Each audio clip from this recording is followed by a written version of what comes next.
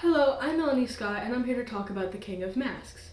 So, when I first watched it, I had little to no knowledge of it. I saw no trailers, read no descriptions, talked to no one about it, and to be honest, I was excited because I thought it was going to be a, action fantasy type movie.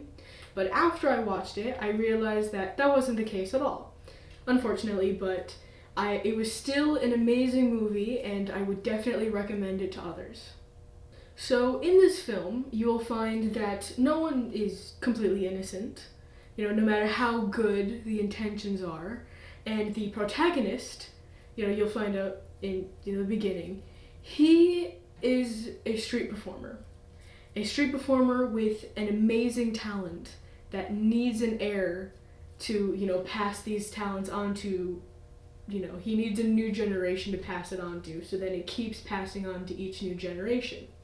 And, of course, this is in an Asian country, so, this heir needs to be a boy, because, this misogynistic culture is very, it basically demands that the heir needs to be a boy, because, in this culture, mostly the men are successful, while the women either are not successful or they're just, mothers that, clean the house and take care of everyone.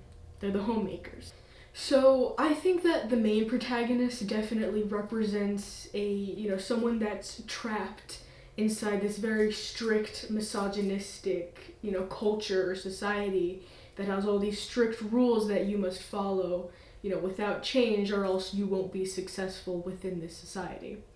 And, this second protagonist that comes in is basically all about change. It is, the complete opposite of what the protagonist, or the main protagonist, really needs, or at least what he wants. And so, because life has all these crazy things, I feel like this, second protagonist is here to, provide comfort through these crazy things that happen within life. And because this protagonist, she also represents, these, hardships, these horrible hardships of what it's like to be a girl or a woman within this culture's society. So there definitely isn't really a physical antagonist to this film, a villain, but what I genuinely think is the villain of the film is more the representation of how this very strict misogynistic culture, has forced its society to think that misogyny is good, in all ways, shapes, or form.